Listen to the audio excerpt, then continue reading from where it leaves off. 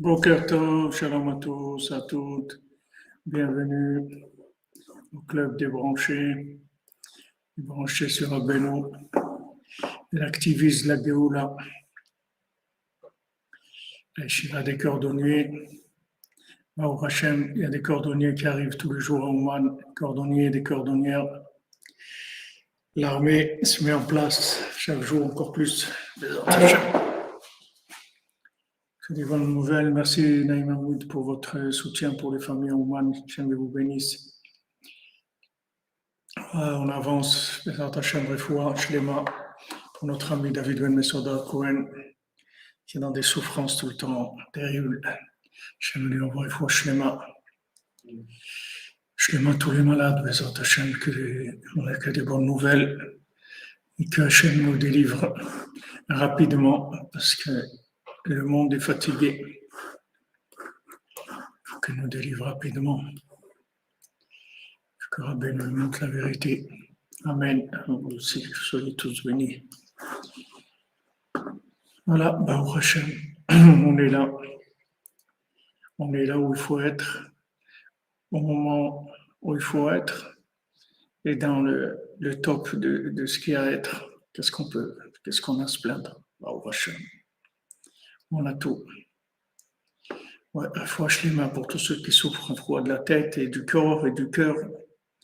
Des Ivoguim, Bezrat Hashem, on a aussi des bonnes nouvelles, qu'on fait des mariages à Ouman tous les jours, Hashem, des Brit Milot, des fiançailles, tous les jours, il faut pas que ça s'arrête, il faut que ça soit la fête, tout le temps. Faut Shlema pour Yoshua Ben Miriam. Pour votre rendez-vous, ça s'est bien passé, ça, c'est sûrement que c'est une réussite virtuelle, on verra, Bezrat Hashem. Mais pour l'instant, ils n'avaient pas vraiment une solution à notre problème.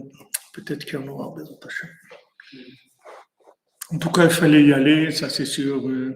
C'était clair qu'il fallait aller sur rendez-vous pour essayer de faire avancer les choses, mais voilà, Rabbeinu il s'occupe de son affaire. C'est à lui de se débrouiller. Nous, on est là, on est des exécutants. On essaye de faire ce qu'on peut.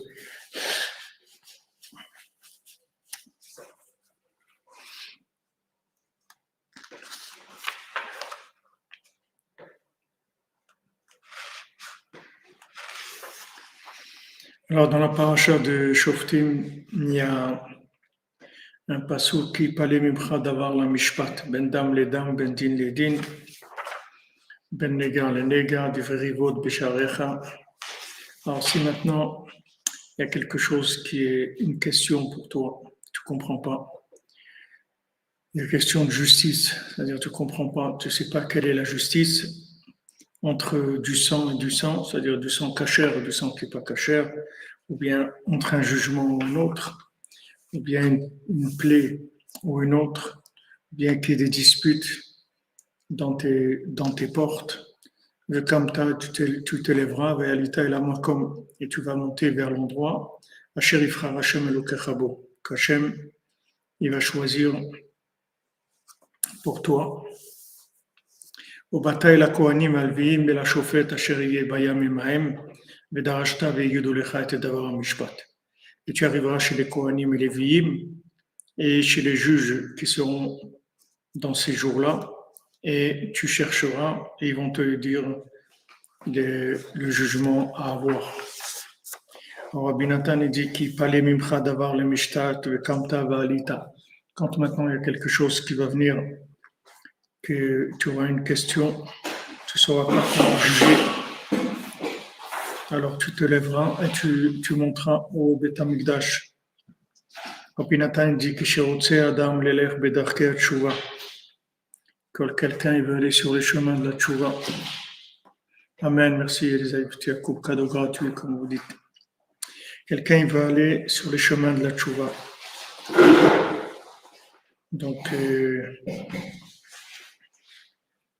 comme nous a dit là à Besançon sur le premier compte, alors en chemin, j'ai raconté une histoire que tout celui qui l'a entendu, il avait une pensée de repentir. Donc maintenant, quand quelqu'un il veut aller sur le chemin de la tchouva, il va aller sur le chemin du retour vers Hachem. Asaïch liyot baki ba'alacha.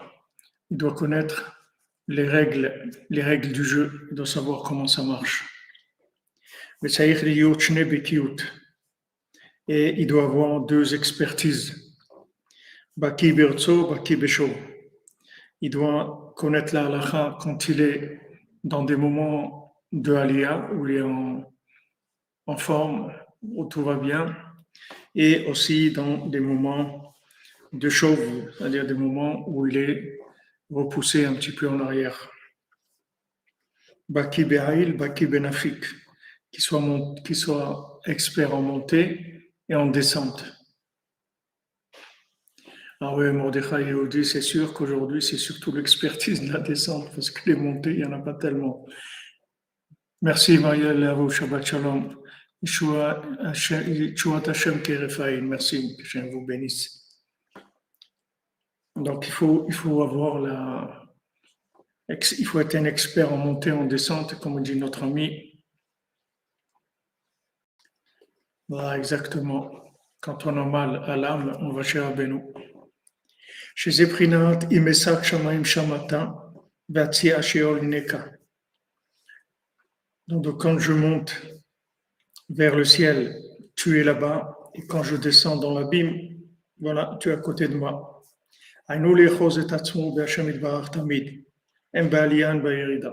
Toujours s'accrocher à Hachem tout le temps, qu'on soit dans des moments de montée ou de descente. Et ça, c'est la perfection des chemins de la tchouva. C'est-à-dire faire tchouva, c'est savoir comment se comporter dans les deux cas. C'est-à-dire comment se comporter quand on est dans les lumières et on a de l'enthousiasme, etc. Et comment on fait quand c'est éteint, quand on est en mode extinction, comment on fait? Alors il faut savoir comment réagir dans ces deux situations parce que c'est ça la tchouva. On ne peut pas faire tchouva si on ne connaît pas ça. Si quelqu'un il connaît que le chemin de la montée ou que celui de la descente, il ne va pas trop s'en sortir. Quoique aujourd'hui, celui qui connaît que celui de la descente, il peut s'en sortir à 95% parce qu'il n'y a que des descentes.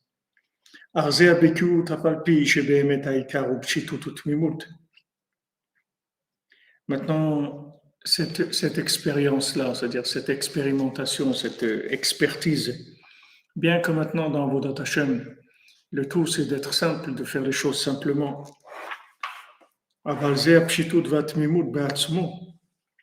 Mais cette simplicité-là, cette intégrité-là, elle-même, de pouvoir faire rentrer ça bien dans le cœur des gens, ou amok venifla meod, c'est quelque chose de très profond et d'extrêmement élevé. Il ne faut pas croire que la simplicité, c'est de la lourdeur ou des sabots, des gros sabots. C'est pas ça la simplicité. La simplicité, c'est quelque chose d'extrêmement profond et d'extrêmement élevé. Balzénemar qui parlait mimcha davar, un mishpat. Et sur ça que la Torah elle nous dit, quand tu ne sauras pas comment faire, quand tu ne sauras pas comment faire, c'est-à-dire comment on fait pour pas perdre la tmimout, comment on fait pour pas se compliquer, comment on fait pour pas calculer, pour pas avoir de la ruse, comment on fait pour être simple dans toutes les situations. Ça, la Torah nous dit quand tu verras quelque chose que tu sauras pas quelle attitude avoir. Ben dam les dames, entre le sang et le sang. Maintenant, cet enseignement-là de Rabbi Nathan, maintenant dans l'écoute à la Chot, il le fait sur la Torah Vav, qui est une Torah de Elul. La Torah 6, ceux qui ont demandé que je leur envoie le texte en français, je leur ai envoyé aujourd'hui. Il y a plusieurs personnes qui ont demandé, qu'ils ont reçu le texte, et vous verrez dans ce texte-là cette profondeur extraordinaire, comme Rabbeinu l'explique, le principe de la tchouva, de Baki. Baki, le Shem Yabok Yudbet et Kouf, qui est 112, et Baki Birzo, Baki Beshov, et que deux fois 112, ça fait 224, c'est Gematria Derer. Donc, quand on est Baki dans la montée et la descente, alors ça c'est le chemin, les Darkei Hatshuva, les chemins. Et là-bas, Rabbeinu, il parle de dame et de dom. C'est-à-dire, quand ici, il dit, quand il parlait, Mibra Davar, la Mishpat, dame les dames. Alors ici, dans le sens simple, ça parle du sang qui est cachère, du sang qui n'est pas cachère. Mais Rabbeinu, là-bas, il parle du sang qui vient des affronts. C'est-à-dire, quand on reçoit des affronts, ça nous vide le côté gauche du sang. Et à ce moment-là, il faut se taire et il ne faut pas réagir. Il ne faut pas parler, il ne faut rien dire. Il faut supporter les affronts et savoir que ces affronts-là, c'est la seule façon qu'on a de pouvoir faire tchouva. C'est-à-dire, si on n'a pas ça, on ne peut pas faire tchouva. Si quelqu'un ne peut pas supporter les affronts, il ne pourra pas faire tchouva. Merci Régis Romain pour la traduction. Si je monte aux cieux, tu y es. Si je me couche au séjour de mort, tu vois là. Je ne sais pas pourquoi, mais au séjour des morts. Betseol Sheol Nineka. Sheol est traduit par séjour des morts. Voilà, on a remis à Sofer, notre Sofer à Yakar.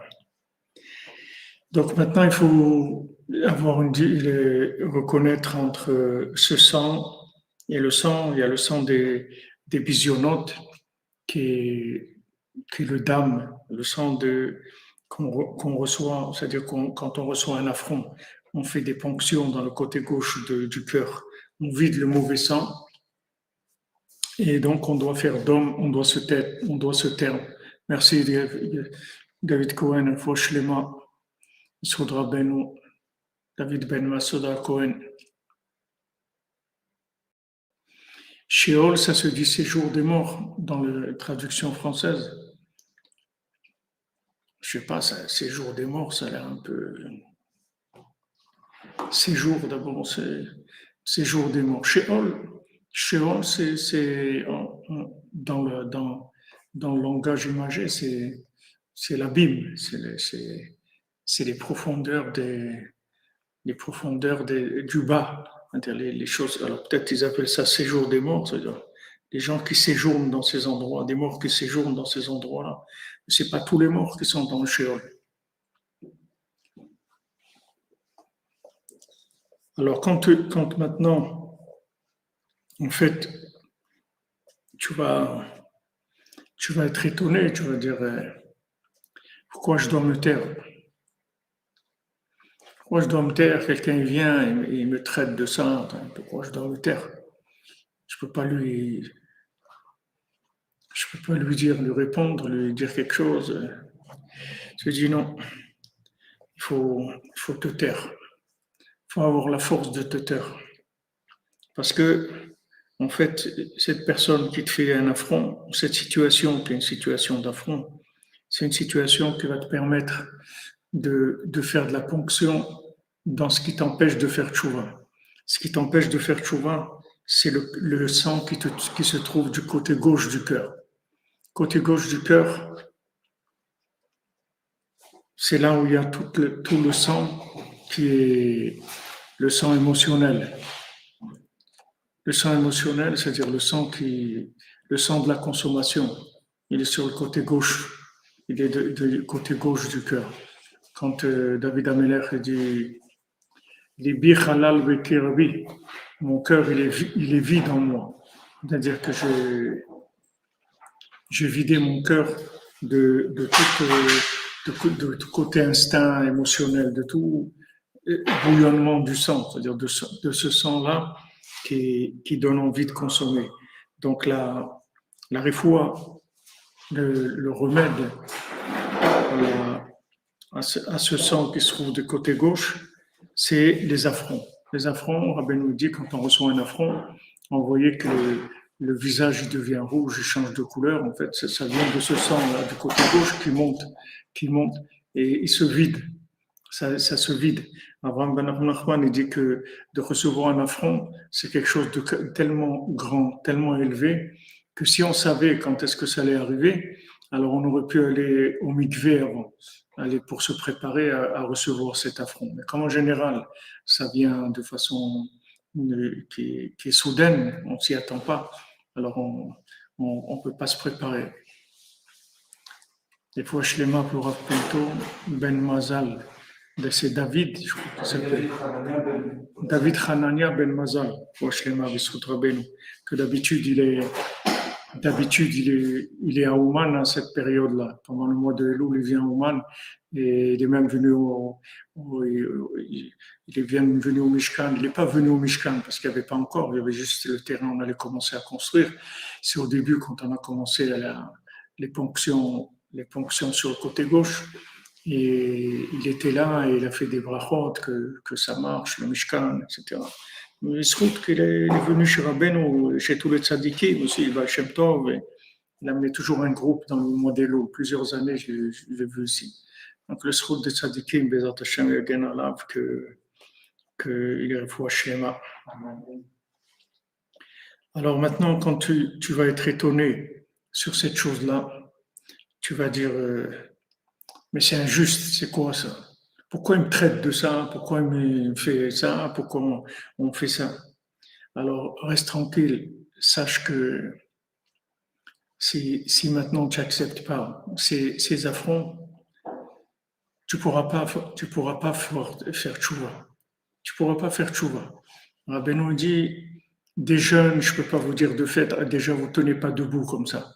Je vais vous le dire, déjà vous êtes énervé, vous êtes en colère tout le temps. Si je vous dis de jeûner, vous êtes en colère encore plus.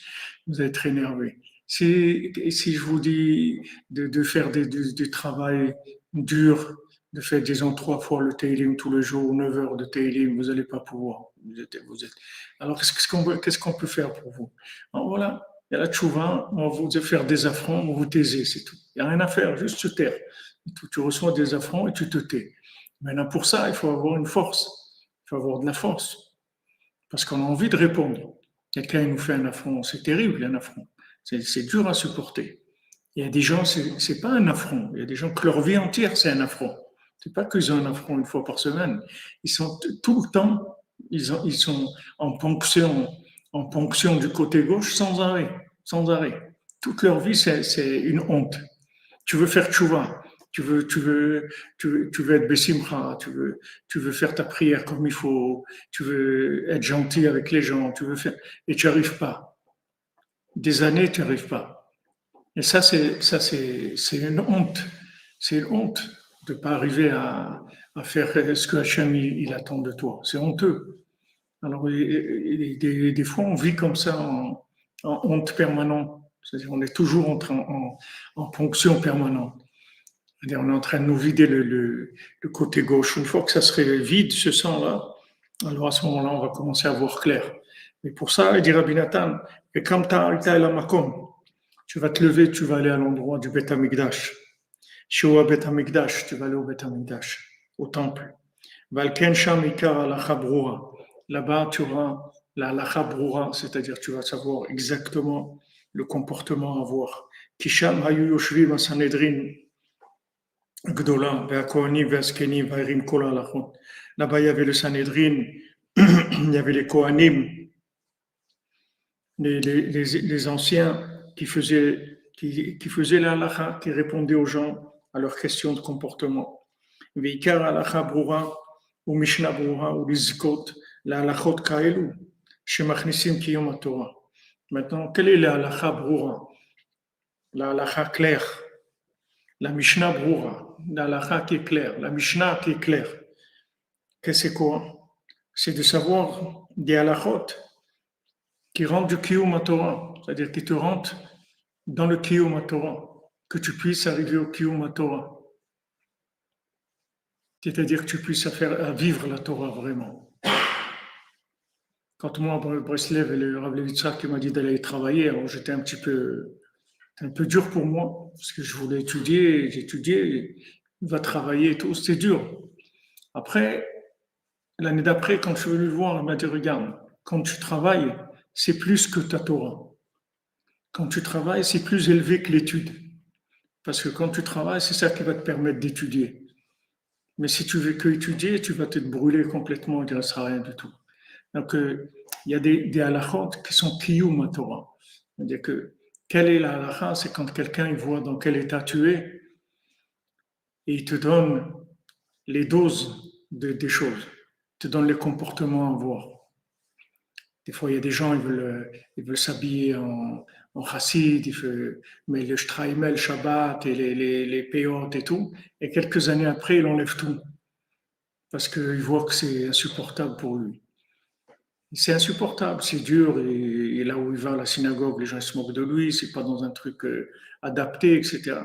Donc, il faut être orienté, il faut savoir qu'est-ce qui est pour nous et qu'est-ce qui n'est pas pour nous. Et ça, c'est chacun par rapport au niveau qu'il a. Il y a pas de généralité là-dedans. La généralité, c'est qu'il faut aller doucement, mais il y a des choses adaptées à chacun, des halachot, c'est-à-dire des comportements adaptés à chacun.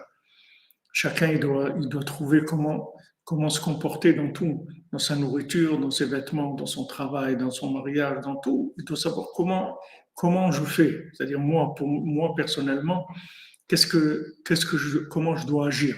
Et ça, il n'y a que au Beth Amikdash, là-bas, où les tzadikim, ils vont lui donner le da'at, ils vont lui dire, voilà, tu fais comme ça, voilà les doses pour toi de chaque chose. Voilà, comme tu dis, Régui. Pas voler, pas voler.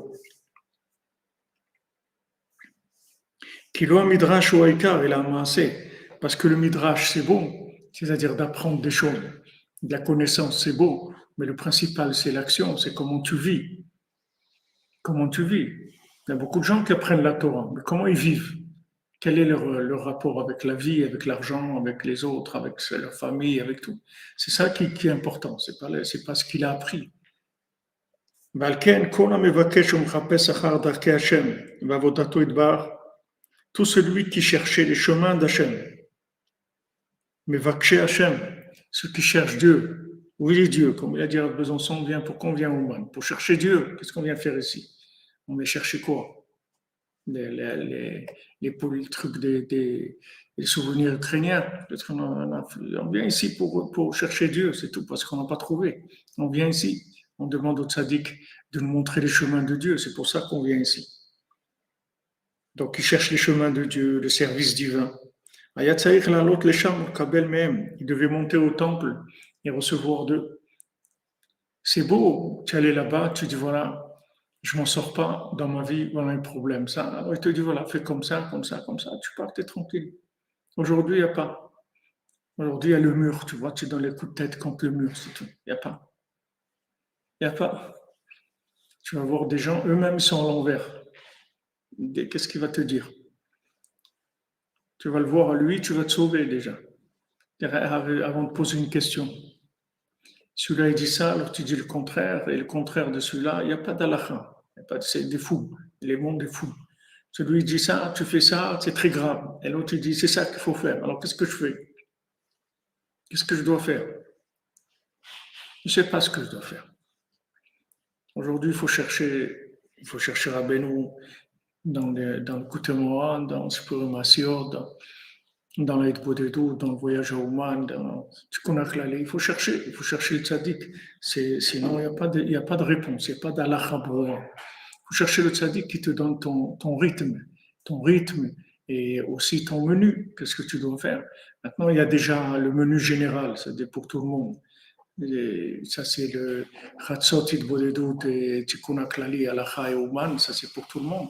Et après, le reste, il faut se débrouiller. Et même là-dedans, la mesure, combien, quoi, etc. Chacun, il doit chercher. Mais il n'y a personne qui va te donner aujourd'hui la véritable mesure parce qu'il n'y a pas de date, les gens sont fous. Il ne peut pas te donner une mesure. Il ne sait pas. Ceux qui sont honnêtes te disent qu'ils ne savent pas. Donc il dit Rabbi Nathan, maintenant que le temple il a été détruit à cause de nos fautes, de nos nombreuses fautes, le tikkun, il se fait par les tzadikim véritables. Chez Prinat Moshe et Prinat Bet Amigdash. Ils sont la Prinat de Moshe, qui sont le Bet Amigdash. C'est eux-mêmes le Bet Amigdash. Qui est Kol Mishesh Bodéa, qui est venait Bet Amigdash Beyamav. Parce que tout celui qui a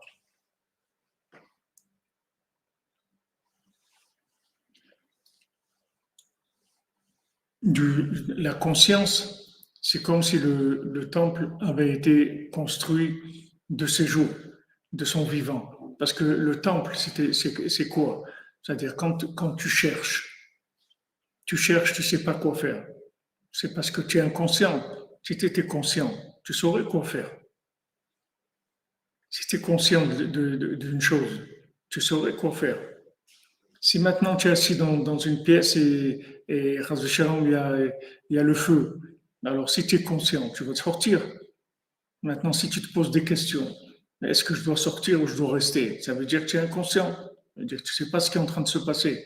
Donc, toute la difficulté à trouver la halakha, c'est-à-dire le comportement, ça vient du fait que tu es inconscient. C'est-à-dire, comme vous avez dit, c'est-à-dire non. C'est-à-dire, tu ne connais pas les priorités des choses. Ce n'est pas les valeurs des choses. Par exemple, c'est écrit dans le Shulchan Aruch qu'il y a des choses que tu dois, tu dois te laisser tuer et tu ne dois pas transgresser.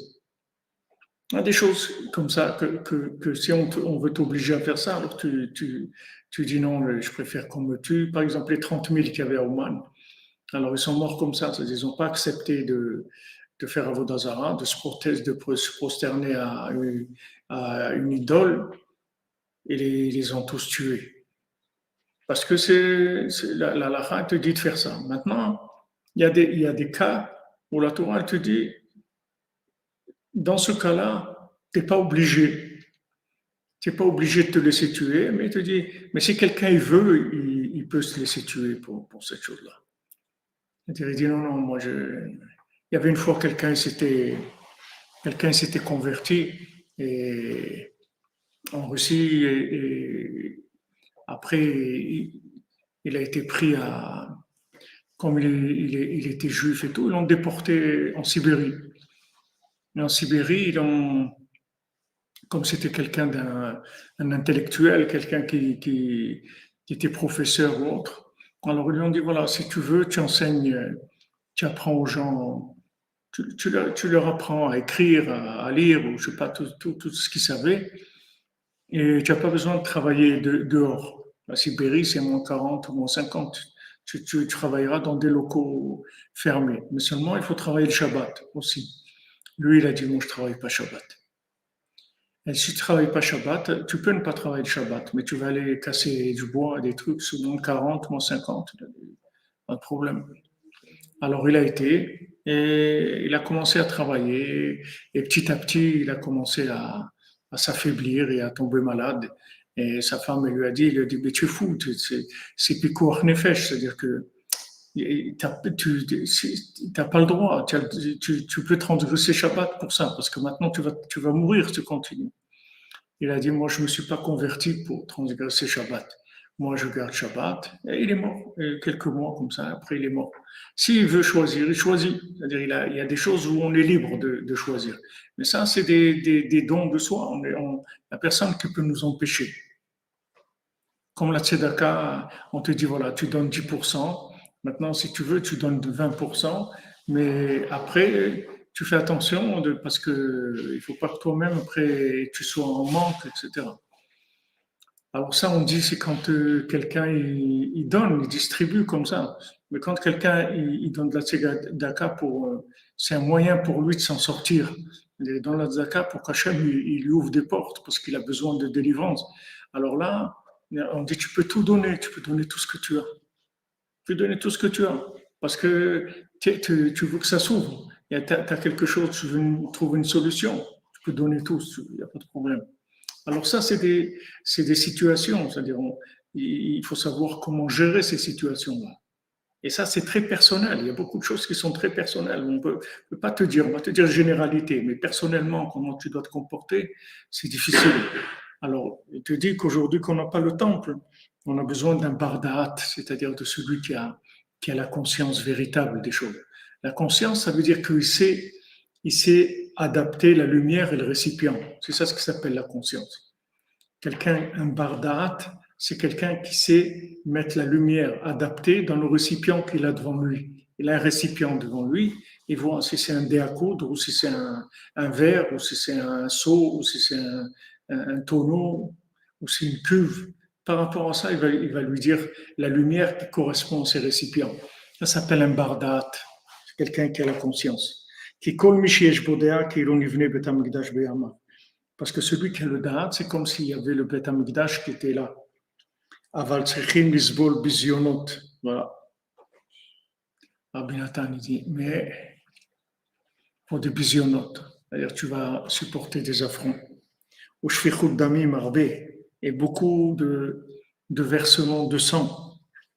Beaucoup. Kodem shezochim mitkarev lahem gam acharkar. Avant qu'on s'approche des tzadikim véritables, et même après.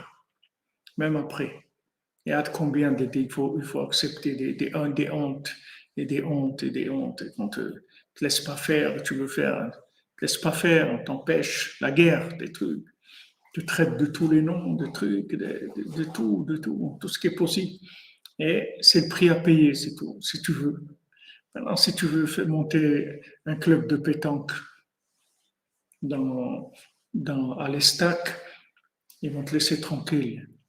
Pas de problème.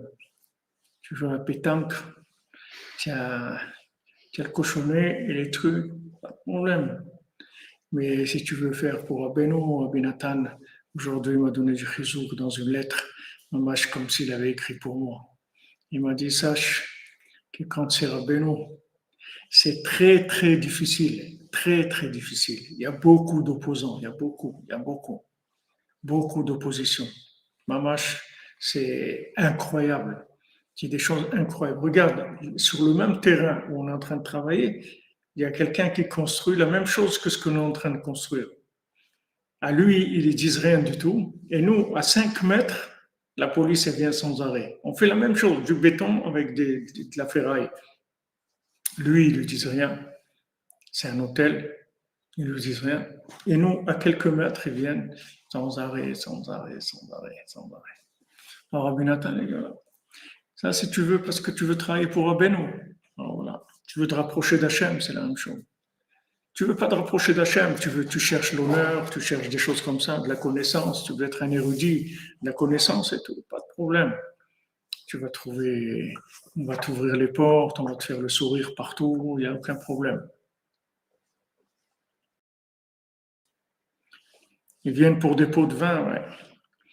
Mais le problème, c'est que les pots de vin, ici, ils coûtent très très cher. C'est pas des petits pots de vin, c'est des grands tonneaux de vin. C'est pas des petits pots. Les petits pots, ça aurait été bien. Je sais, Eric et Romain, vous êtes avec moi, je sais. Alors, au Hachem, il faut beaucoup de bisionotes pour s'approcher et pour continuer après. Il y a le rapprocher, rentrer, et après continuer. Quand tu es dedans, quand tu veux continuer, il faut continuer. Tu veux diffuser Rabbeinu, tu veux faire venir des gens humains, tu veux renforcer des gens qui sont brisés, tu veux faire connaître la parole du tzaddik au monde. Il faut que tu saches que il y a beaucoup d'affronts. Beaucoup d'affronts. בכל שכן שצריכים לסבול כעס וקפדות שכועס עליו לפעמים רבו הצדיק בעצמו, כי כל זה לטובתו. Et à plus forte raison qu'on doit supporter les nerfs des fois, et des fois la rigueur, que des fois le rave, le tzaddik lui-même, il se met en colère sur quelqu'un pour son bien. Comme Rav Yudel, que Rabbeinu, une fois, ils étaient en train de parler d'une explication dans la Gemara, dans le Tosfot, et chacun il a donné son avis. Rav Yudel, il a dit, voilà, c'est comme ça, voilà l'explication. Rabbeinu il lui a dit non. Lui, il a dit, moi, je suis sûr que c'est comme ça. Alors Rabbeinu lui a dit, si je te prouve que tu as tort, alors je peux te mettre une claque. Alors il a dit, il était sûr de lui, Rav Yudel. Et Rabbeinu, quand il dit quelque chose, il dit.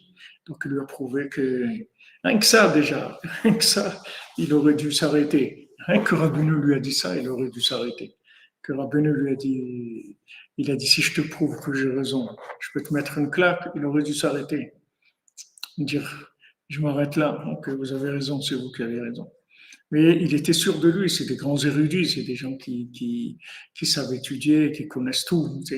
Donc, Rabbeinu, bien sûr, Rabbeinu lui a montré qu'il avait tort. Donc, Rabbeinu lui a mis une claque. Et quand il est rentré chez lui, Rabbi Udal, il a vu qu'en fait, c'était sa fille qui était mourante. Et quand Rabbeinu lui a mis une claque, la fille, elle a retrouvé sa santé et tout.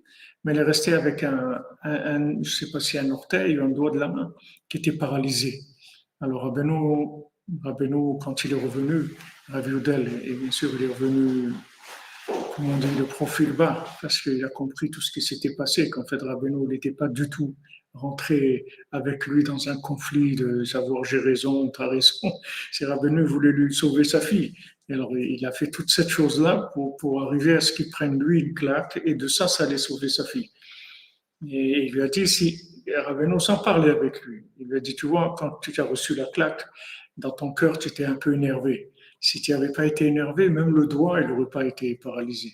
Elle aurait été entièrement. Mais comme tu t'es un petit peu énervé, alors ça a paralysé le doigt. Alors, il faut savoir que des fois, ben, même des fois, le tzaddik lui-même, il peut nous repousser, il peut nous faire des empêchements. Des gens ils veulent venir à Oman, ils n'arrivent pas. Il y a des empêchements pour avancer, des empêchements.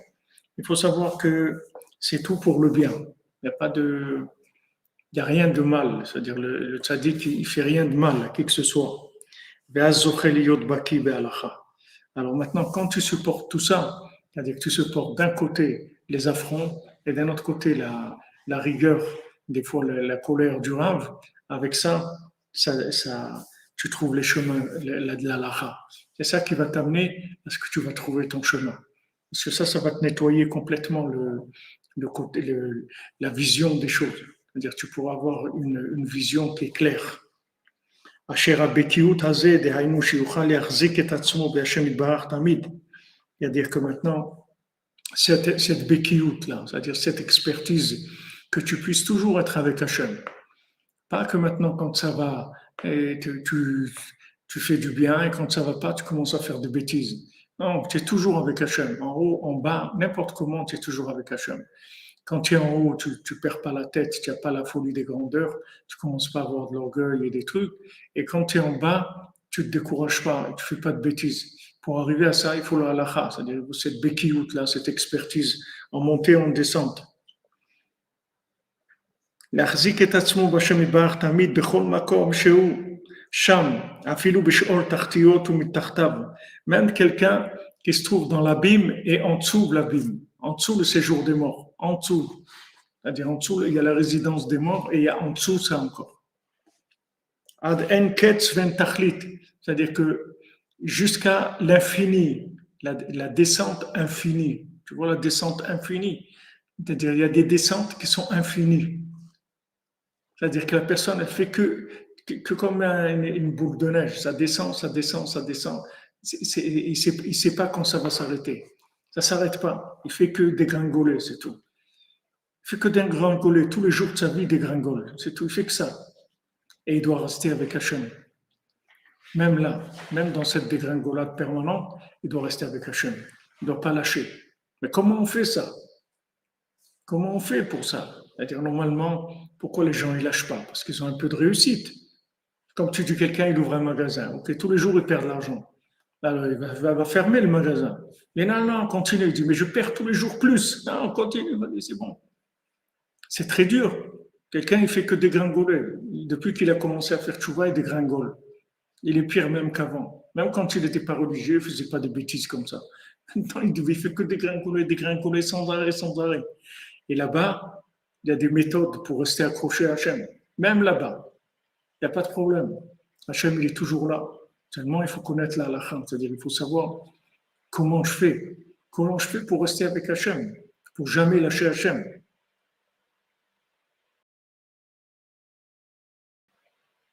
J'ai un limoud amok venifla meod. Il ne faut pas croire que ça c'est une étude tellement simple. C'est un limoud, c'est une étude qui est extraordinaire, extrêmement profonde. Comment on fait pour ça? Comment on fait que dans la dégringolade permanente, on reste avec Hachem tout le temps? On continue à faire le bodédo, on continue à être Bessimra, on continue à faire notre tikkun klali, notre hatzot et tout. Comment on fait? Quelqu'un qui dégringole sans arrêt. Il voudrait un petit peu, avoir un peu de réussite, quelque chose, que ça marche un peu. Rien. C'est que dégringoler, sans arrêt. En dessous, chez le Tartir, Rabbeinu dit, il y a des gens qui se rapprochent de moi, qui sont tellement bas, que même cet endroit de Shaul Tartir, pour eux, c'est pas assez bas. C'est-à-dire, ils essayent de creuser pour voir s'il n'y a pas quelque chose plus bas que l'abîme dans lequel ils sont. S'il n'y a pas un moyen de descendre plus encore. Comme l'exemple que je vous ai donné du solar, il demande, il dit que mais qu'est-ce que tu bois pour arriver à ça? C'est-à-dire, il cherche encore plus. Ça ne lui suffit pas qu'il est sous et tout, non, il veut être sous, mort dans la rue, comme ça, couché par terre, c'est ça qu'il veut. Il dit, Rabbeinu, des gens qui viennent chez moi, que même quand ils se trouvent dans l'abîme, c'est trop haut pour eux. C'est-à-dire, ils veulent encore plus bas que ça. וזה הלימוד העמוק ונפלא מאוד, וצריכים לשקוד הרבה על דלתי בית המדרש של אנשי אמת העוסקים בלימוד הזה. Voilà la solution. Il faut le shkod arvé, shkida, c'est-à-dire il faut de l'assiduité, beaucoup, beaucoup venir taper à la porte tout le temps, des portes du Bet Midrash, des portes du centre d'études de Anshe Emet, des gens de vérité, Auskim Belimou Dazé, qu'eux s'occupent de cette étude-là, c'est-à-dire leur étude à eux. C'est comment on fait dans la dégringolade permanente pour rester de simcha et pour faire tout ce qu'on peut faire. Comment on fait ça? C'est eux, tout leur Beth Midrash, ils enseignent ça. Jusqu'à ce qu'il arrive à appliquer vraiment, c'est-à-dire à vivre vraiment ces hauts, ces bas, de façon optimisée au maximum dans le bien. Que ce soit le haut ou le bas, il sera toujours avec Hachem. Patrick Valenzi, on essaiera de se parler, Bézant Hachem. Que vous sortiez de la dépression, de la simcha, Bézant Hachem, vous consolez sur votre moment.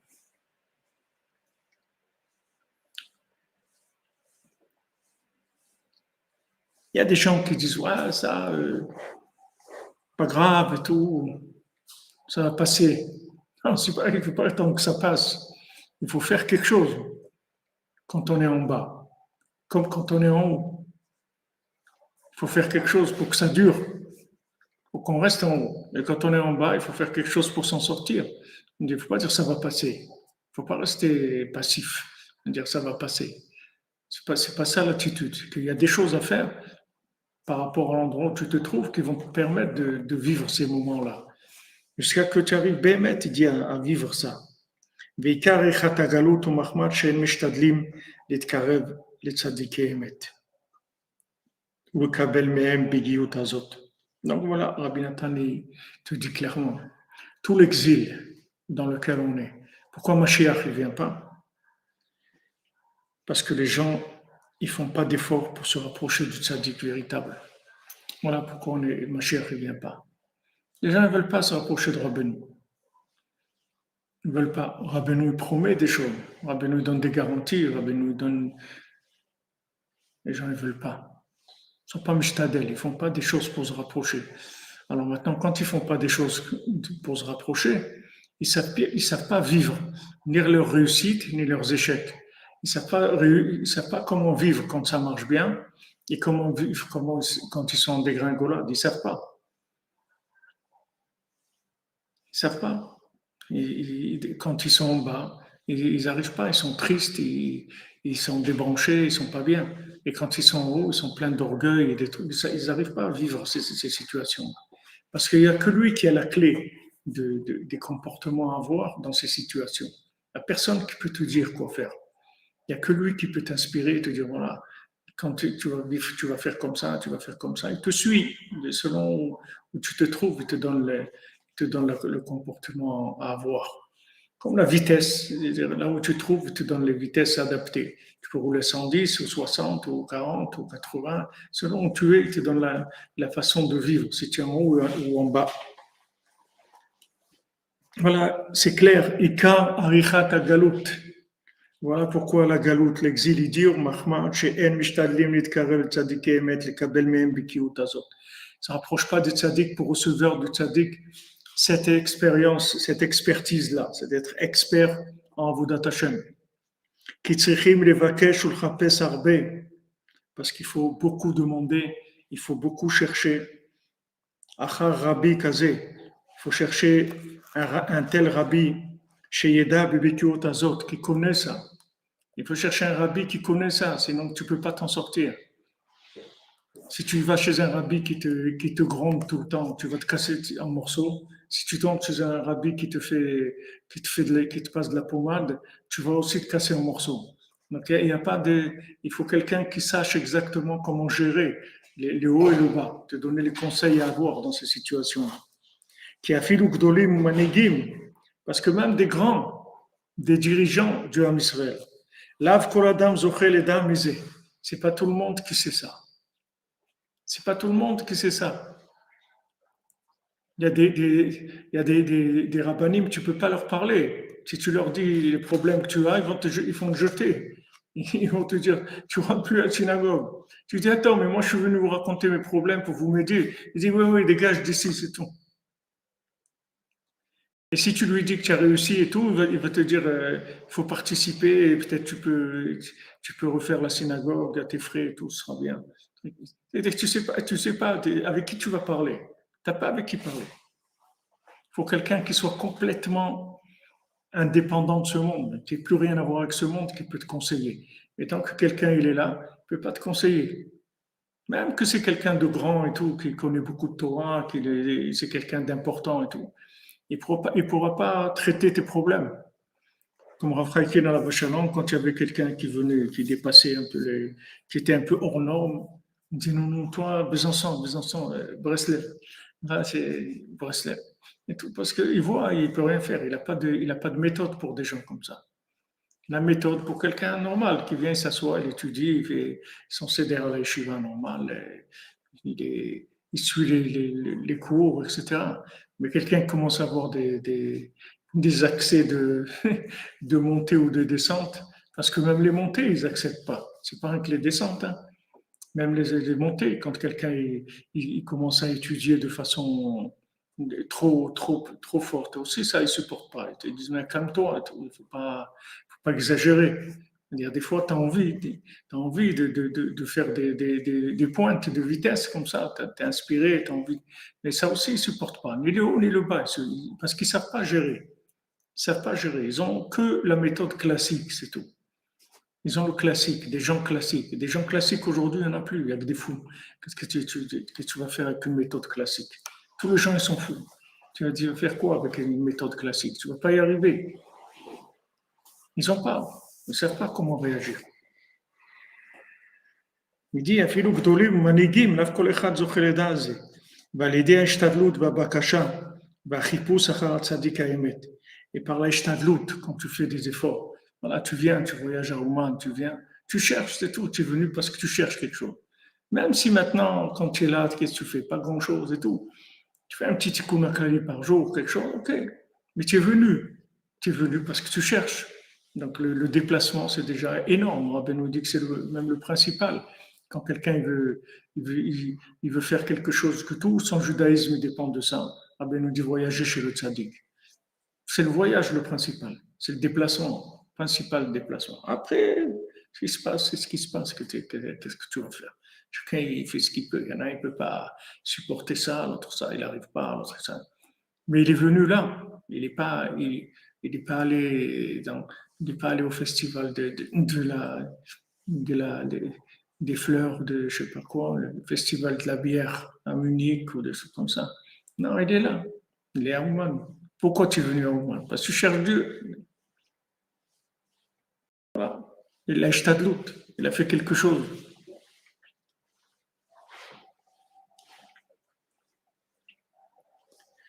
Vesovel biziono, toshfichut damim arbe, puis je lisais. Et il supporte des affronts et beaucoup de shfichut damim, c'est-à-dire que mamash, des écoulements de sang à cause de ça. Combien de gens, qui ont commencé à vouloir se rapprocher, ont commencé à les persécuter. Ils sont persécutés de leur famille, ils sont persécutés de leurs proches. Et des fois, c'est dans une même famille, des fois, c'est des conjoints. Il y en a un qui fait tchouva, l'autre il reste à la gare, sur le quai de la gare. C'est difficile. Ils n'ont pas le même degré d'engagement et tout. C'est très difficile. Et il doit supporter tous ces affronts-là parce que sinon, il ne va pas avancer. Mais des zochel tchouva shlema. Maintenant, si quelqu'un il supporte ces affronts-là, avec ça, il va pouvoir faire une tchouva complète. C'est-à-dire, en même temps, d'un côté, il cherche le tzaddik, et il cherche le tzaddik en venant chez le tzaddik, en étudiant les livres, en priant pour avoir le mérite de se rapprocher du tzaddik. Comme Rav Shmuel Shapira, la Shalom, il faisait la plupart de son idbo des doutes, c'était pour qu'il ait le mérite de se rapprocher de Rabbeinu. Et il priait pour ses enfants et pour qu'il ait le mérite de. C'était ça le Icar de l'Aïd des doutes qu'il faisait. C'était que ça, demander qu'il ait le mérite de se rapprocher du tzaddik. Parce que si tu vois que ça ne marche pas, c'est que tu t'es pas assez rapproché, c'est tout. Si tu étais plus près, alors c'est sûr que tu aurais changé. Si tu étais plus près, c'est sûr que ça t'aurait influencé. Donc si tu vois que tu as des problèmes, ça veut dire qu'il faut que tu cherches plus. Et ne regarde pas les autres, parce que ça n'a rien à voir. Chacun il a sa vitesse. Il y a pas de. Si tu vois que ça ne marche pas, c'est que tu as besoin de plus, c'est tout. C'est-à-dire, il faut chercher plus. Il faut chercher plus, il faut plus prier, il faut plus demander, il faut faire plus d'efforts. Parce que tu vois que tu es malade, tu n'arrives pas. Ça vient pas de. La seule chose qui te manque, c'est juste le rapprochement du tzaddik. C'est la seule chose qui manque. Tu as besoin de plus d'émouna dans le tzaddik, d'avoir plus confiance en lui, de te rapprocher plus de lui. C'est tout ce qui guérit le monde. Il n'y a rien d'autre dans ce monde. Donc au moins tu sais où ça se trouve. Donc dès que tu as un moment, tu fais ça. Dès que tu peux, c'est ça que tu fais. Au Hachem, on est là, Rabbeinu nous a amenés. Rabbeinu nous a fait le confinement de Rosh Hashanah. Eux, ils ont fait le confinement des virus. Rabbeinu nous a fait le confinement de Rosh Hashanah. Il a amené les gens ici, il les a confinés en moine. Il a dit, allez, venez. Voilà, il a 6 000, 7 000, ils sont enfermés. Il les a enfermés en moine, il les a confinés pour. Allez, il faut travailler, il faut faire avancer les choses. Là, on va déboucher le tunnel, on va creuser le tunnel. On va ouvrir, il faut ouvrir, j'ai besoin de. Alors c'est pour ça qu'il nous a amenés ici, il nous a confinés ici.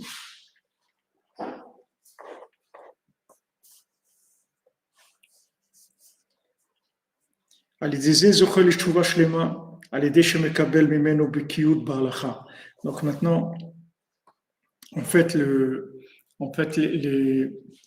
la montée et la descente, c'est deux sortes d'attitudes, d'énergie. C'est-à-dire, quand tu montes ou quand tu descends, en fait, c'est que de l'énergie divine. C'est pas autre chose, mais il y a une énergie divine qui vient dans une attitude de montée et il y a une énergie divine qui vient dans l'attitude de descente.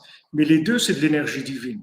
Si tu as la Bekiout, c'est-à-dire si tu connais la halakha, si tu sais comment vivre tes montées et comment vivre des descentes, en fait, tu vas profiter des deux situations. Ça ne va rien changer. C'est-à-dire que tu sois en montée ou en descente, tu vas toujours prendre de l'énergie. Et ces énergies qu'il y a dans la descente, tu en as besoin. Mais nous, comme on est formaté en formatage à sable, pour nous, quand ça va bien, alors il faut y aller, c'est bon, c'est super, ouais, et tout, j'ai réussi, j'ai ça et ça. Et quand ça va pas bien, on lâche, c'est tout. On dit maintenant, ça marche pas, bon, ça marche pas, c'est tout. Peut-être si ça reprend un jour, je reprendrai aussi. Mais on sait pas exploiter la descente. Parce que ça, il n'exploite pas la descente. Et ça, pour lui, quelqu'un qui descend, ça veut dire que c'est quelqu'un qui a échoué. Mais il n'y a personne qui a échoué. Celui qui a échoué, c'est que celui qui se décourage, c'est tout. Celui qui mitiaèche, celui qui se désespère, lui, il a échoué. Mais celui qui se désespère pas, il n'est pas échoué. Maintenant, il se trouve dans une situation de descente. Alors, comment on fait? La halakha elle-même, c'est comme ça. Quand quelqu'un est malade, alors comment il fait? Et comment il fait sa prière? Comment il fait? Tout change parce qu'il est malade. Alors, il y a une autre façon de se brancher avec Hachem. Maintenant, si tu sais que ta descente, elle est pas, tu n'es pas responsable de ta descente plus que de ta montée, donc quand tu vas monter, tu ne vas pas avoir d'orgueil parce que tu vas dire maintenant on te fait monter, ok, alors tu fais ce qu'il y a en haut, et maintenant on te fait descendre, ok, tu fais ce qu'il y a en bas, c'est tout. Mais tu ne vas pas te prendre sur toi. Mais les gens qui pensent que quand ils montent, c'est eux qui ont réussi. C'est-à-dire, ils ont une chouva là et ça, parce que voilà, je suis monté, oh, j'ai réussi, des trucs et tout. J'ai vu des gens, j'ai vu des gens, des gens, ils ont étudié beaucoup, après ils ont écrit des livres et tout.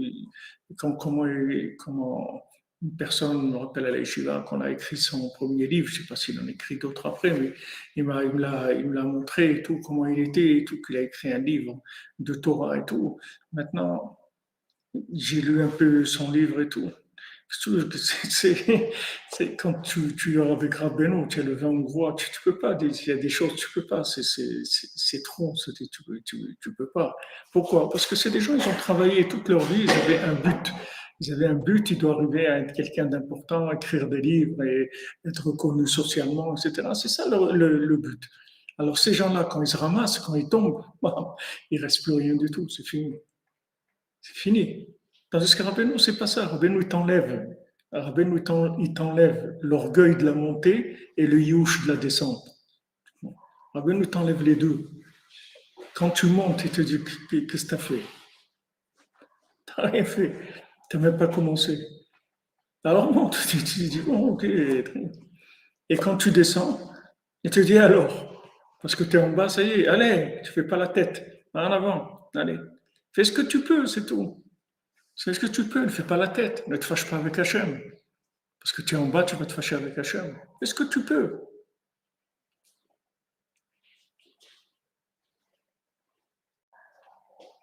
On prend ça. Ça, il n'y a que Rabbeinu qui peut te donner ça. Personne ne sait comment ça fonctionne. La montée, plus ou moins, les gens, ils savent. C'est-à-dire, ils savent. Ils savent pas, mais parce que dans le monde, l'orgueil et tout, c'est pas grave. C'est pas des choses graves. Mais si les gens, ils savaient le, le- ce que ça coûte de la montée qui est mal vécue, c'est pire que la descente qui est mal vécue. Celui qui monte et qui ne sait pas gérer sa montée, c'est pire que celui qui est en bas et qui ne sait pas gérer en bas. Parce que quand l'orgueil, c'est pire que celui qui est en bas. Parce que celui qui est en bas de l'orgueil, au moins, il n'en a pas. Il est déjà à Shafel, à Benouti, c'est-à-dire un pauvre. Quand il prie, tout de suite, Hachem, il écoute sa prière. Pourquoi? Parce qu'il est pauvre. Il y avait un Breslever, c'est Rav Chaim Kiblitcher. Il était très pauvre. Et après des années, il a une bracha dans sa vie, il s'est enrichi et tout. Alors une fois, il parlait avec son frère ou avec quelqu'un et il lui disait, alors Chaim, comment ça va maintenant? Bon, Hachem, tu vis bien, tu as tout ce qu'il faut. Il dit, c'est vrai, bon, Hachem, j'ai une bonne parnassa, je suis bien et tout. Mais le Teilim que je sortais avant, je ne peux plus le sortir. C'est-à-dire, ce Teilim que je faisais avant, je ne peux plus le faire comme ça. Parce qu'il ne peut pas. Avant, il avait un Teilim de pauvre. Donc, il était tout le temps en train de pleurer, demander, etc. Maintenant, il a la parnassa, il a tout. Il ne peut plus. Mais tu vois, c'était des gens de vérité. C'est pas des gens qui se roulaient pas. C'est pas parce qu'ils étaient en haut, commençaient à se raconter des histoires, à se dire bon, c'est Hachem qui a voulu, hein, c'est comme ça. Non, il sait très très bien qu'il a eu une chose, mais il a perdu une autre. Il n'a pas comme une femme qui était mariée avec un Breslever, elle supportait pas, il se lève à Khatzot, il étudie jusqu'au matin et tout, c'est quoi cette vie, truc et tout. Elle dit non, non, moi je veux quelqu'un de normal, je veux un bonhomme normal. La nuit il dort, le matin il se lève, il va travailler, il fait sa prière, il travaille et tout. Je veux pas un Breslever, c'est trop pour moi. Elle n'a pas voulu, elle a divorcé, elle n'a pas voulu. Alors, quelques années après, elle parlait avec son amie et elle lui demandait, alors ton nouveau mari, tu es heureuse et tout. Elle lui dit, oui, je suis bien avec lui, je manque de rien matériellement, etc. C'était pas comme avec le Breslever, qu'elle était tout le temps en train de... Mais le Breslever, c'est le mari que j'ai, c'est pas le Breslever que j'avais. Il n'a rien à voir avec ça. Ok, il y a de la parnassa, il y a des trucs, mais la lumière, la imuna, la simcha, tout ça, il n'y a pas. Alors il y a comme ça des choix dans la vie. Il y a des gens qui gèrent mal les situations. C'est pas parce que quelqu'un il a de la réussite que ça veut dire que c'est bien. La réussite, il faut savoir la gérer. Comme l'échec, comme la descente, c'est pareil. C'est-à-dire les deux, ça demande un mode d'emploi. Les gens ils croient que parce que ça fait plaisir de monter, alors c'est normal, il n'y a pas de problème. Non, non, pour la montée, ne vous occupez pas de moi. C'est juste si j'ai des problèmes, si je descends, je viendrai vous voir. Mais tu sais pas que la descente, elle vient du fait que tu es mal monté, c'est pour ça que tu descends. Si tu savais gérer la montée, jamais tu descendrais. Tu n'aurais pas besoin de descendre, Rabbi Nathan dit. On te fait descendre parce que quand tu montes, tu ne sais pas gérer la réussite. Alors que tu commences à avoir de l'orgueil, tu commences à croire que ça y est, etc. Alors là, tu descends pour remettre les choses à niveau. Mais des fois, la descente, c'est beaucoup mieux que la montée.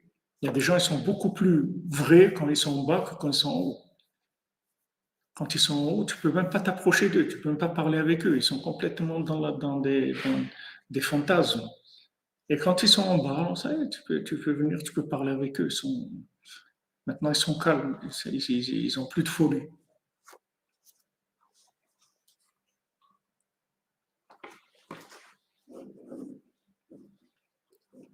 Samuel S.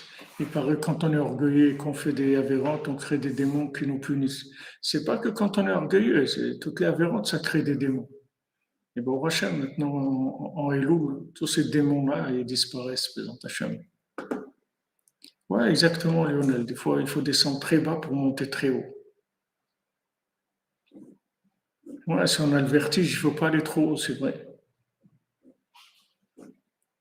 Tu as raison, Fred, que Hachem, il se révélera quand tout le monde sera calme. C'est-à-dire tout le monde sera calme, c'est-à-dire tout le monde sera en bas. Oui, c'est vrai, c'est un risque de s'écraser dans la descente par rapport à la hauteur. Si on a été trop haut, quand on tombe, ça fait plus mal. On vient de plus haut, donc ça, c'est sûr que ça fait plus mal. Quand tout le monde aura dessoulé, tu as raison, tout le monde aura dessoulé, Hachem pourra se révéler. Mais la recherche du tzaddik, c'est la recherche de cette gestion. C'est-à-dire, halakha, ça s'appelle, halakha, ça veut dire marcher, aller, c'est-à-dire trouver la démarche. On dit, la démarche à avoir, quelle est la démarche pour obtenir ça. Il y a une démarche de la montée et une démarche de la descente. Mais ça, il n'y a que lui qui peut te donner ça. Parce que lui, le tzaddik, connaît la connexion. Il connaît la connexion de n'importe quelle situation où tu te trouves. Il n'y a aucune situation qui ne s'est pas gérée, qui ne s'est pas connectée. Tandis que tous ceux qui sont pas parfaits, comme le tzaddik Haemet, ils ont toujours des zones d'ombre où ils ne comprennent pas. Donc, ils ne vont pas comprendre par rapport à la montée ou par rapport à la descente. Ils vont mal gérer ces choses-là parce qu'ils ne connaissent pas. Ils ne savent pas comment on gère quelqu'un qui est en bas, comment on fait pour gérer. Moi, je connais des gens, des érudits en Torah, des très grands, qui ont pris des sfarim, mais c'est pas comme je vous ai dit tout à l'heure, c'est des sfarim de très haut niveau d'Alaha et tout. Et pourtant, quand ils ont eu des descentes, quand il a eu une descente, il ne pouvait même pas mettre cette filine. Il fallait que quelqu'un vienne lui mettre les filines. T'es en dépression. Mais c'est très, très dur. C'est pas, les gens qui ont l'habitude de vivre dans les hauteurs spirituelles, quand ils descendent, c'est très, très dur pour eux. Très, très dur à gérer. Mais Rabbeinu te met toujours il te met toujours le bouton là de la cocotte minute. C'est-à-dire, quand tu es en haut, il fait sortir la vapeur. Et quand tu es en bas aussi. Donc, tu n'es jamais en surtension, ni du haut, ni du bas. Tu n'es jamais dans le super orgueil, tu n'es jamais dans le super youch. Dans les deux, Rabbeinu te met de la compensation, c'est-à-dire comment évacuer le danger qu'il y a. En bas, comment. Mais comme il a dit notre ami Mordechai tout à l'heure, c'est-à-dire que nos générations, c'est surtout à gérer le bas. C'est-à-dire il faut apprendre aux enfants, il faut leur apprendre comment on gère quand on est en bas, comment on gère des problèmes, comment on gère l'obscurité, parce que c'est que de l'obscurité, c'est que des fous. Les gens ils vont se marier, ils vont se rendre compte que le conjoint, il est pas, c'est pas des gens, tous les gens sont comme ça. C'est pas, tu vas pas chercher quelqu'un de normal, 100%, il y a pas, tous les gens, ils ont des problèmes. Comment on fait pour vivre avec quelqu'un qui a des problèmes? C'est ça qu'il faut que tu leur apprennes. Même si le mariage c'est beau, tout le monde il est beau, tout le monde il est gentil, c'est super, tout est ok. Mais après, comment on vit avec des gens qui sont pas, comme point de vue comportement, ils sont loin d'être parfaits. Ça, c'est la réalité d'aujourd'hui. Donc, si tu n'as pas une simra extraordinaire, si tu n'as pas des moments comme ça de Hatzot et tout, tu connectes, tu ne peux pas tenir. Rabbeinu l'a dit, le Breslever il disait, il dit, ne crois pas que Hatzot, on fait, on fait Hatzot parce qu'on va voir un avis, on va voir la révélation du prophète Eliyahu. Alvaï, mais c'est pas ça. On fait Hatzot rien que pour tenir, c'est tout. C'est juste pour tenir, pour supporter les contradictions, pour supporter la folie. C'est pour ça la seule raison pour qu'on fait ce travail-là. On se lève la nuit, on fait des efforts parce qu'on veut rester connecté. On ne veut pas que les épreuves elles nous déconnectent. Les conseils que Rabbeinu te donne, c'est comment tu vas être connecté, quand tu es en haut, quand tu es en bas, pareil.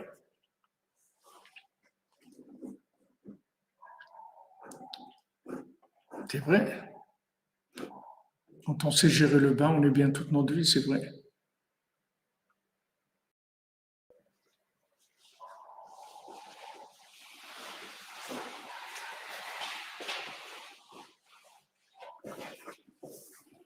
Alors, Khalid, j'ai pas bien compris ta question. Est-ce que ça veut dire qu'on doit être capable de faire le discernement entre les attentes de Dieu et celles des humains?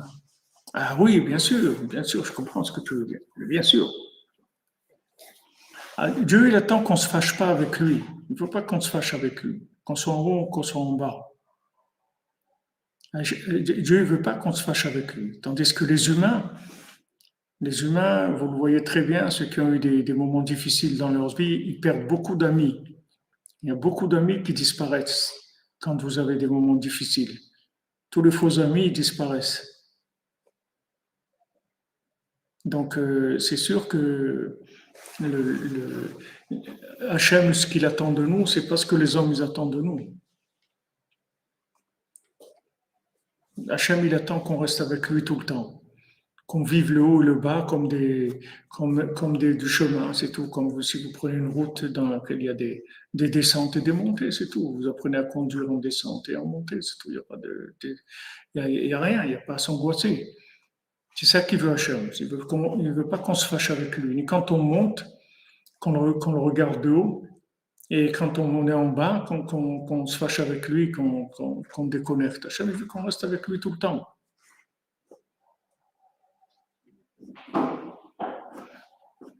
Ah oui, Fred Lada, si vous vous rapprochez de Dieu, vous allez perdre beaucoup d'amis. Mais vous n'avez rien perdu parce que ce pas des vrais amis. Si vous avez un ami ou deux, ça suffit si c'est des vrais, avec qui vous pouvez parler de Dieu, c'est le principal. Ce que vous allez faire avec des amis qui racontent n'importe quoi, ce pas des amis. Les amis, c'est des amis d'âme, des gens branchés sur la recherche divine, c'est ça des vrais amis. Sinon, c'est quoi? Parce qu'on a besoin de passer du temps, c'est tout.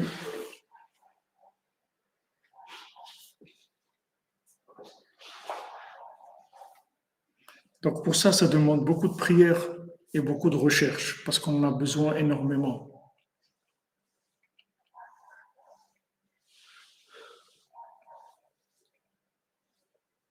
Ça coupe souvent, vous dites. Moi, chez moi, je ne vois pas de coupure. Je ne sais pas si ça vient de chez vous ou de chez moi. Moi, je n'ai pas l'impression que ça coupe ici.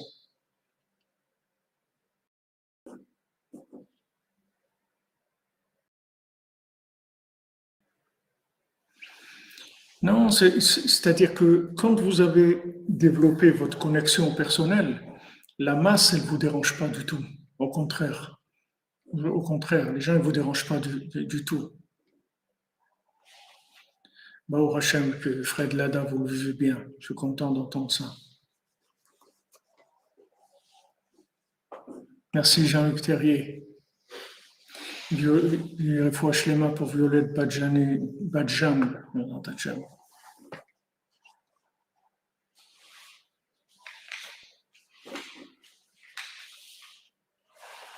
Être en haut, être en bas, c'est pas difficile. C'est pas tellement le niveau de Simra. Le niveau de Simra, c'est encore une manifestation. Être en haut, ça veut dire que ça marche bien. On est satisfait de ce qu'on fait, on se sent bien, qu'on réussit, et ça nous réussit. Ce qu'on fait, ça nous réussit dans vos Hashem, dans tout. On est dans la réussite, tout va bien. Être en bas, c'est quand ça marche pas, c'est tout, c'est les échecs.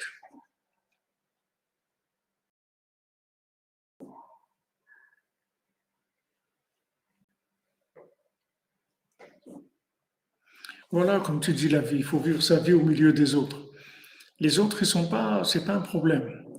Les autres, c'est un problème pour les gens qui ne se sont pas trouvés, c'est un problème.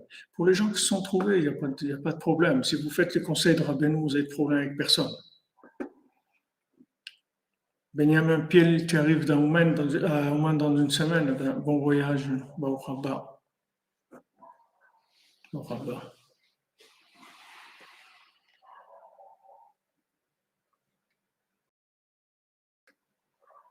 Il faut demander beaucoup à Hachem qu'on trouve cette façon de gérer, surtout aujourd'hui qu'on est tous dans la descente vertigineuse, toute l'humanité entière. Il faut préparer nos enfants aussi, parce que ça n'a pas l'air d'aller dans des meilleurs...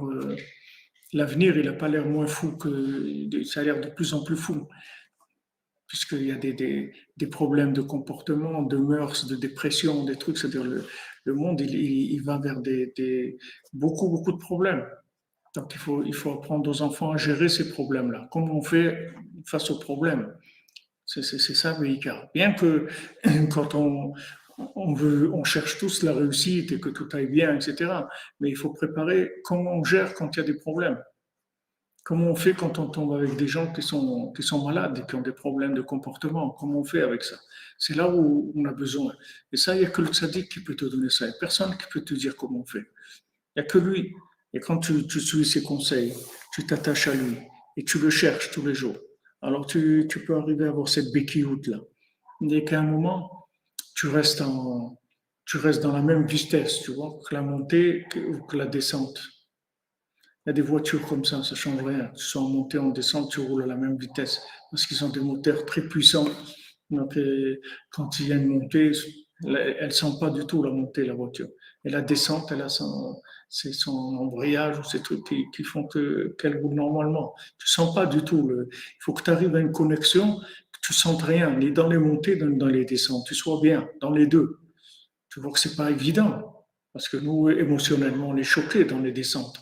Et émotionnellement, dans la montée aussi, on a une hyper satisfaction qui dépasse un petit peu l'aïmouna, c'est-à-dire on croit que ça vient de nous, qu'on a fait des choses, etc.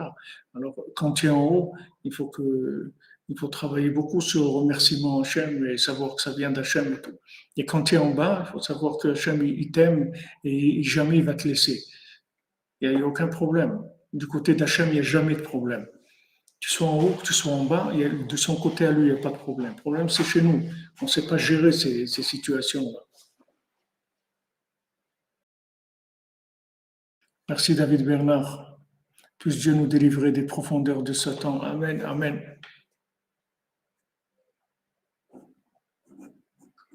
Oui, ben Samuel S.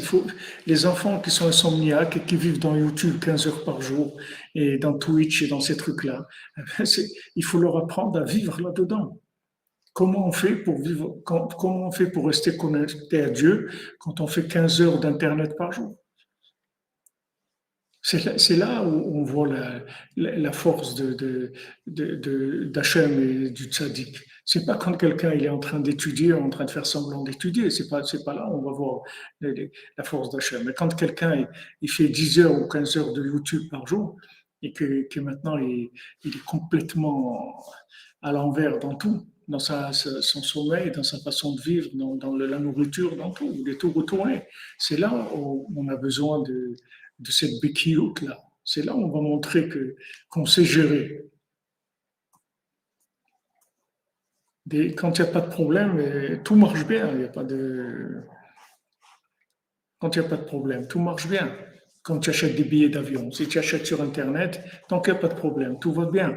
Mais quand tu achètes dans une agence, C'est quand il y a des problèmes que tu appelles l'agence, tu dis voilà, ma valise elle n'est pas arrivée, ou j'ai truc, ou j'ai raté la connexion, qu'est-ce que je fais, ou je veux changer mon billet, j'ai un problème. C'est là où tu as besoin de quelqu'un qui connaît son métier. Donc, quand tu prends sur Internet et tout, tu as un problème, après tu restes avec ton problème. Il faut le savoir, c'est-à-dire que tu prends des risques. Maintenant, quand on va vers une génération comme ça, une génération, il y avait ces trucs à la Vachon, il avait fait ça, un show qui s'appelait Génération Facebook. C'est-à-dire que quand tu vois que les jeunes vivent là-dedans, mais ça veut dire que c'est ça la vie d'aujourd'hui. C'est pas peine de lui dire, c'est pas ça qu'il faut faire. C'est pas ça qu'il faut lui dire. C'est que maintenant, tu vois là où il est, et de ça, tu trouves là-bas la connexion. Comment on se connecte avec Hachem quand on passe la plupart de sa vie dans Facebook et dans YouTube? Comment on fait pour rester connecté? C'est là où on a besoin du tzaddik. Sinon, n'importe qui, quand il va te dire, ouais, eh ben, tu lui enlèves le téléphone, c'est tout. C'est tout. Tu le laisses pas prendre le téléphone, c'est tout. Et il croit qu'avec ça, il a résolu tous les problèmes. Après, il va avoir un téléphone comme un immeuble, après, il va acheter. Il va acheter le dernier iPhone, dès qu'il sera grand et tout. C'est pas ça, il faut lui apprendre à être béchalom avec ce qu'il y a autour de lui, à vivre béchalom avec tout, mais avec les plus grandes descentes. Être béchalom, toujours avec Hachem. Qu'il n'y a rien qui l'éloigne d'Hachem. Rien, rien au monde. Rien qui l'éloigne d'Hachem. Il y a des gens qui mettent par exemple sur l'écran de l'ordinateur en haut, ils mettent le nom d'Hachem et ils disent voilà, Hachem, t'es avec moi, t'es devant moi, etc. Ils font des choses pour se rappeler qu'il y a Hachem, pas qui partent complètement dans le. Il y a des conseils que chacun va trouver, mais ça vient de l'inspiration quand on est connecté avec le tzaddik. Cette inspiration-là, elle te vient, tu sais comment réagir. Il faut apprendre aux gens comment faire. Il faut acheter les mains à tous les malades, oui.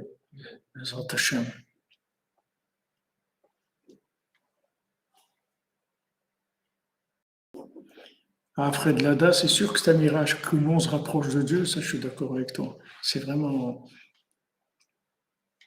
Ah, tu dis, ouais, il peut rester sur YouTube, mais il se branche sur breslev.fr, sur la cordonnerie, c'est vrai.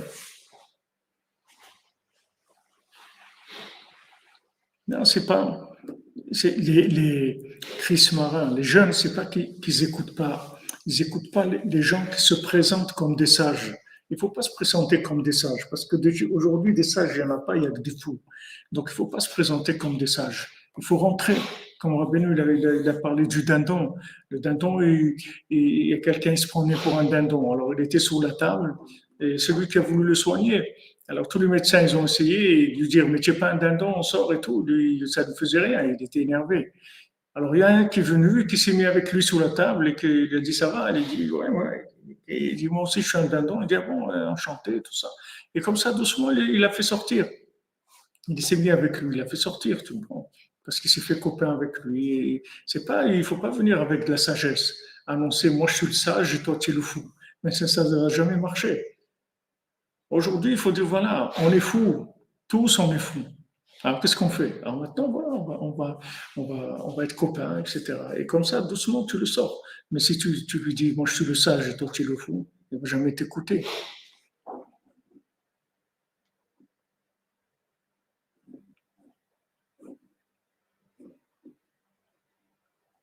Amen, amen, merci. Merci à vous les amis. Voilà, passez un bon Shabbat. N'oubliez pas de manger Shabbat, de bons repas. Ouais, bon, Alpes, si vous avez raison, il faut préparer les bons sabats, ça c'est sûr. Alors, le Shabbat, Rabbeinu nous donne comme conseil les repas de Shabbat, qu'avec ça, on arrive à lutter contre les sables. Vous voyez, juste des repas de Shabbat. Les repas de Shabbat, Bessimcha, chanter, manger de bon manger. Avec ça, on, on élimine le foie, le côté de la consommation, et on donne de la force à l'esprit, Bezat Hashem. Voilà, que c'est un bon Shabbat, Bezat Hashem, Bessimcha. On se retrouve au Shabbat, Bezat Hashem, pour Sipurim Asiyot. Et il ne faut pas oublier aussi que ça, on a commencé, depuis une semaine, on a commencé à faire des cours dans le Mishkan. Ça aussi, c'est Amalek qui n'aime pas ça. Donc il attaque, il se déchaîne encore plus. Il se déchaîne plus encore. Plus nous on fait, plus il déchaîne. Et comme il est tombé avec des fous, alors il nous déchaîne encore plus, nous. Plus encore qu'il se déchaîne, et plus nous on se déchaîne. Encore plus. Merci Khalid à toi, merci à vous tous et à vous toutes, que vous soyez tous bénis, et que vous restiez toujours avec Hachem, toujours Béchalom avec Hachem, que jamais vous fâchiez avec Hachem, pas Béchalom, toujours Béchalom avec Dieu, toujours.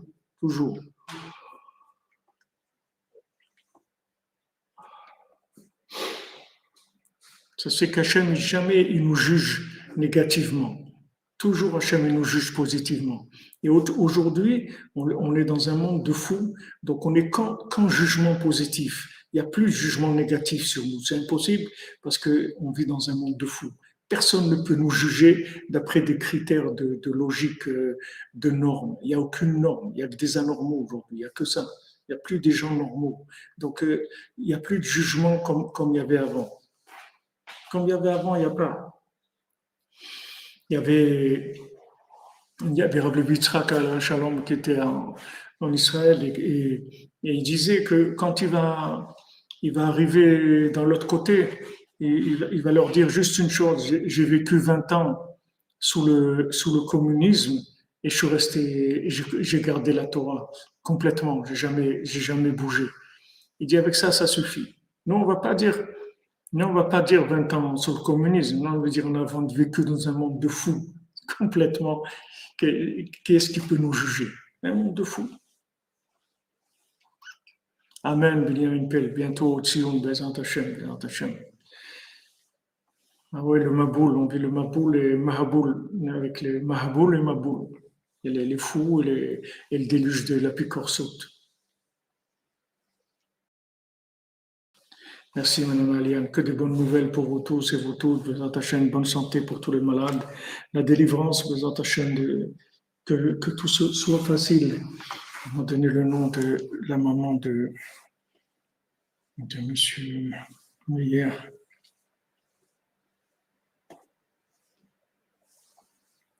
Michael Journeau, si je vais t'appeler avant Shabbat, je vais essayer de mettre le maximum que je peux t'appeler avant Shabbat, Bezant Hashem. Alors pour la Refoua Shlema de Dora Batraya, Bezant Hashem, et de notre ami David Ben Mesoda Cohen et de tous les malades, Bezant Hashem. Voilà, portez-vous bien et dans la joie, quoi qu'il en soit, que de la joie et remercier Hashem parce que notre vie, elle est vraiment extraordinaire. Vraiment, on a eu de la chance dans ce monde de fous de trouver un petit havre de paix comme ça chez Rabbeinu, où il y a du cœur, il y a de la compréhension, il y a de la simplicité. C'est un grand miracle. C'est un très grand miracle. Il faut remercier Hachem pour ça.